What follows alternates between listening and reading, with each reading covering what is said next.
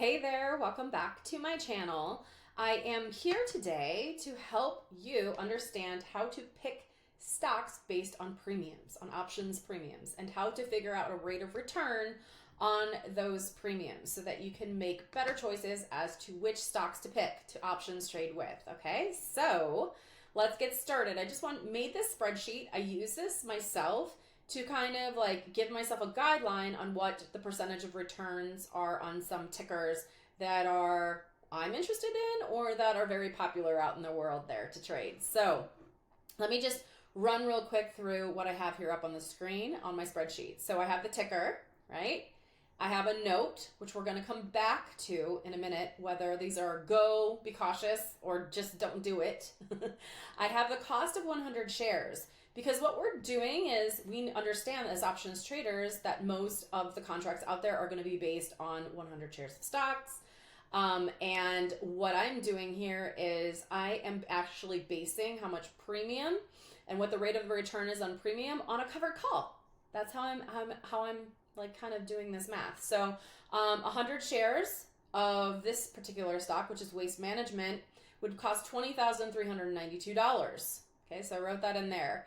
The 3-week covered call premium is really what I'm looking at to see how to evaluate the percentage of return on this. So what I'm doing here is I'm taking the first call that's just out of the money from the $20,392, the 203.92 stock price, and I'm putting that in here.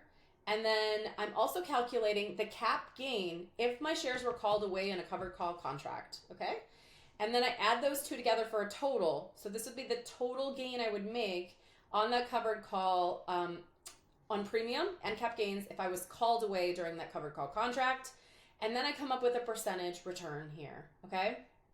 So we're gonna go into what my notes mean now, okay? So my notes are all based on another series of videos that you can check out if you haven't already done so. It's on making great stock picks, and that's for long-term investing or for options trading. You can feel free to watch those videos. I do highly recommend it. And what ends up happening here is that stocks get a green bar for me if they pass all the metrics for my stock buying system. I'm gonna go over that stock buying system right now, real quick, okay? So if stocks have a rising 5-year, 1-year, or 3-month chart, that is great. I'm interested in potentially trading that stock. If stocks have great earnings and revenue 4 years in a row, and every year those earnings and revenue are going up, that's great, and I'm interested in trading that stock. If a stock is it has those two things going on for it, and is also a monopoly, an industry dominator, or is in an industry that is very hot right now and will continue to be hot in the next like 2 to 4 years, also very interested. So for example, AI would be an area that's has been really hot in the last 2 years, probably will continue to be in the next couple of years. So that's an industry that would be a hot industry right now. There is also like a benefit for stocks having a dividend for options trading, and that's for stability, okay? That's for stability in the stock price. It's not make or break, especially when we're in a very bull market, but when things go south, you'll be happy that some of your stocks have a dividend because it will help preserve the stock price, which will make options trading easier. Okay, so those stocks that meet all those metrics, or most of them, okay, most of them, but definitely the good charts and definitely the good earnings, get a green mark for me. So I can go ahead and options trade those stocks. I'm going to feel good about it. I know with my system it's going to work real well. If they are orange, it is because I have traded these stocks a lot in the past. They've had a rough couple months on their charts. And so I wouldn't go into them right now, but I'm looking at them in the future. And perhaps I have positions now, and I've watched these stocks for a long time, so I want to see where they go, so I'm tracking them.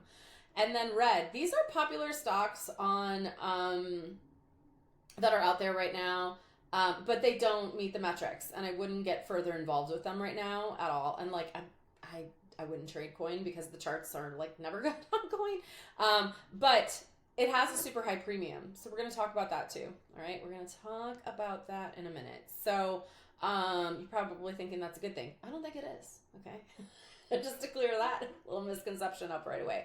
Let's dig in a little bit more about like how I did this, how I came up with this percentage return. So you guys can do this for yourself and like expand this list if you want and make a list for yourselves. So here's what I do. I've got the options chain pulled up here, and I'm going to shrink myself and put myself down in the corner on Amazon. So today is 22 days away from February 22nd. So we've got a stock price now of $222.35 on Amazon. And what I did was, remember, I wrote down that to buy these shares, it would cost $22,235. It's good for me to know. And then I looked at what the first out of the money call would get me if I sold a call. So a 3-week covered call for the 225 strike is going to be $745. Cool, right? Awesome. All right, so I took that information, I plugged it in on my spreadsheet, and then I went over to this awesome little resource that is the omnicalculator.com, okay? And you can plug in the invested amount. That's going to be the amount you paid for the shares, so the $22,235 that we just talked about. The returned amount. How did I get the returned amount? Remember, I took the $745, plugged that in there, and then figured out what the difference was between $225 a share and $222.35 a share. Rounded that up by 100, right? Because we have 100 shares. Show you what that was over here. What did that end up being on Amazon? Right here. It ended up being $745 plus $265 of cap gains if we got called away. That's $1,010 we would make if we were called away in a covered call contract. And then I plug that in, right? I plug in the returned amount. So I took my $1,100 plus my $22,235, plugged that in on the second line. It showed me my gain or loss was $1,100. That was correct. So it's a little double checking of the math here. And then it gave me my rate of return. So now I know my rate of return. So I've done this through many stocks. And this just gives me an overview of, before I choose a stock to go in there and trade with, just because I see a premium that looks kind of interesting, this is a really neutral way for me to figure out if that stock has good options premiums or not. Okay, so the larger conversation of like good options premiums or not is the thing that's really unique and specific to you. Okay, and we're gonna do a whole nother video about that. Okay. But the thing that I want to bring up in this video is that just because Costco only gives you a 2% return, that does not mean it is not as good to options trade as HIMS. Actually, the opposite is probably true. Or Kava, for example, that returns 4.3%. But Kava is not doing well as a stock. So options trading is going to be a real humdinger on it. Because you need your stocks to do well over time to do really great in options trading. So if you can see what I'm doing here, I am showing you some of the secret to my success, okay? The first thing is that I'm always cognizant of, am I making great stock picks? So the Investing for Financial Freedom videos, please watch those. Watch the metrics on which I buy and choose to trade a stock or not with, because that is super important. From there, I go here and I see what my options rate of return is. And from here, I see that if I were to trade Kava, I would be doing something called premium chasing.